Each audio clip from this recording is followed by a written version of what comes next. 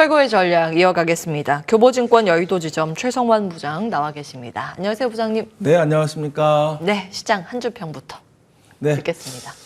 시장이 지금 이제 겨울로 들어가는 것 같고요. 그리고 주식시장 계절이 겨울로 들어가는 것 같고 시장은 조금 약간 냉각기였다가 지금 최근에는 좀 풀릴 듯하는 분위기였는데 지금 분위기 봐서는 공매도 금지된 이후에 뭐 공격적으로 매도가 나올 수 있는 상황은 아니거든요. 네, 그렇다고 본다면 오히려 매수에 따른 주가 상승에 대한 리스크가 오히려 숏 포지션 입장에서는 나올 수가 있습니다. 그래서 지금 12월에 FOMC의 금리 결정 그리고 거기에 따른 또 코멘트라든지 향후 전망에 대해서 좀 지켜볼 필요가 있을 것 같고요.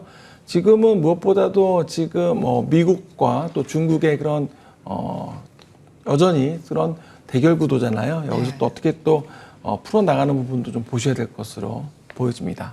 그러면은 아직은 시장의 방향성이 잡히지 않았다? 이렇게 보시는 거예요?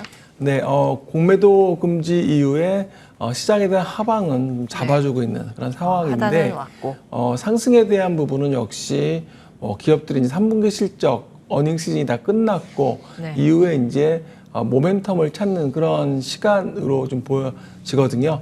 내년에 대한 전망도 지금 많이 나오고 있는데 내년에 지금 12월이고 또 1월인데 특히 이제 연말이 되면 계속 말씀드렸지만 대주주에 대한 양도세 이슈가 또 계속적으로 있는데 이 부분이 아직 결정된 것 같지는 않습니다. 요 부분이 또 앞으로 또 시장에 영향을 줄 수 있는 부분이기 때문에 이런 대주주에 대한 기준에 대한 부분도 좀 조심히 좀 봐야 될 부분이다 이렇게 보겠습니다. 예, 그 양도세 높인다고 그 대주주 요건 한도를 좀 높여서 완화시키는 거죠. 예. 그래서 좀 시장 부양에 힘쓰겠다라는 게 논의는 되는데 나올지는 모르겠습니다. 나온다면 시장에서 호재로 받아들이겠지만 그렇지 않으면 물량은 쏟아 나올 수 있다.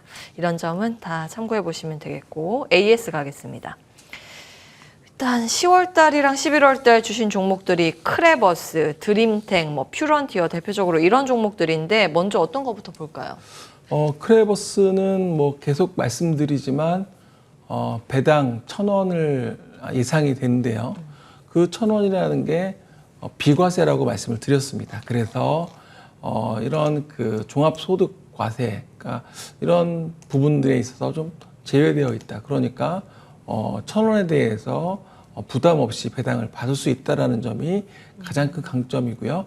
배당 플러스 성장에 대한 부분들, 그러니까 이런 교육 관련주가 최근에 정부의 지원 정책이라든지 이런 부분에 있어서 효과가 있기 때문에 제가 보기에는 크레버스는 연말에 배당을 받고 넘어가셔도 저는 좋겠다라고 좀 말씀을 드리겠고요.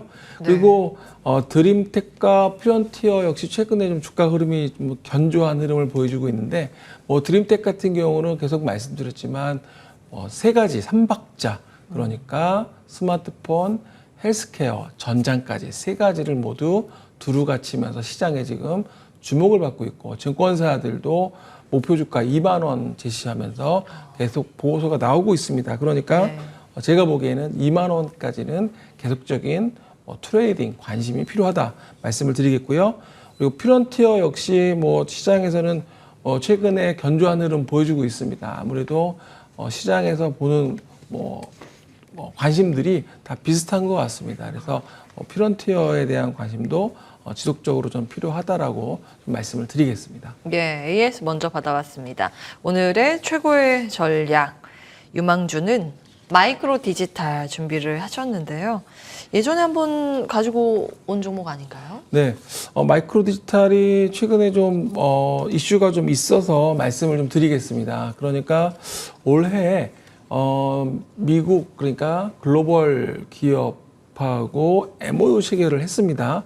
그래서 MOU 체결을 했고 이에 따라서 추가적인 계약권에 대한 공급 계약에 대한 이야기가 지금 아직 안 나오고 있거든요.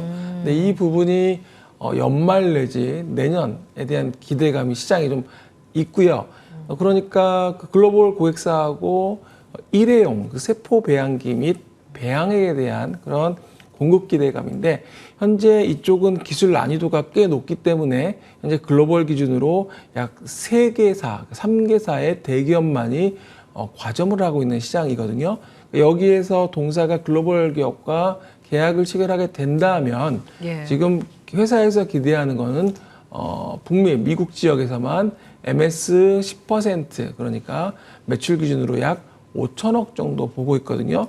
동사가 올해 지금 3분기 누적으로 매출액이 75억 원 정도 되니까 5천억이라는 그런 시장을 지금 MS 10% 정도의 차지를 하고 있다, 목표를 하고 있다라면 상당히 물론 뭐 단기적인 그림이 아니라 장기적인 그러한 그림이겠지만 이런 부분들이 이번에 계약건으로 나오게 된다면 굉장히 큰 임팩트가 효과가 있을 것으로 보여집니다. 특히 최근에 보게 되면 이런 바이오 제약 그런 신약을 개발하고 또 그리고 제조하는 회사들 입장에서는 뭐 다품종 또 소량 생산이 필요한 경우도 많이 증가하고 있고요.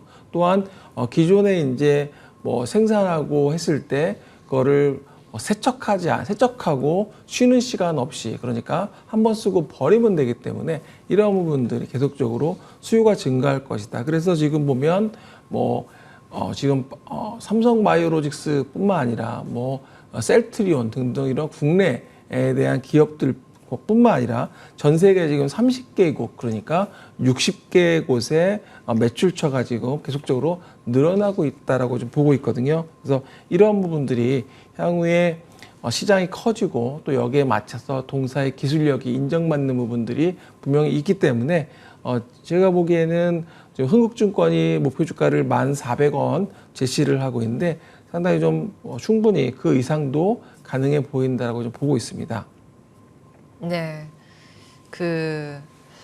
어떤 백신 만들 때 세포 배양할 때 필요한 그런 기기를 만드는 회사다. 이렇게 뭐 이해하면 되겠습니까? 네. 기기를 만들어서 기기를 공급을 하고 그리고 일회용 세포 배양백을 공급을 하면서 소모품이죠. 그러니까 기기는 일회용 장비로 들어가고 이제 일회용 배양백은 사용하고 버리고 사용하고 버리고를 이제 하게 됩니다. 저 화면에 나오는 오른쪽에 저게 소모품인 거예요? 그렇습니다. 저기에 이제 예. 세포를 배양해서 이제 우리가 원하는 부분을 이제 얻어내는 부분이고 기존에는 예를 들면 큰 리액터라고 해서 여기서 이제 세포를 배양하고 했었는데 이제 만약에 바꾸게 되면 또 기존에 똑같은 제품을 계속 생산한다면 굳이 세척할 필요도 없고 쉴 필요도 없겠지만 만약에 이게 바꾸게 된다면 결국엔 세척도 해야 되고 오염, 바이러스에 대한 뭐 감염이라든지 이런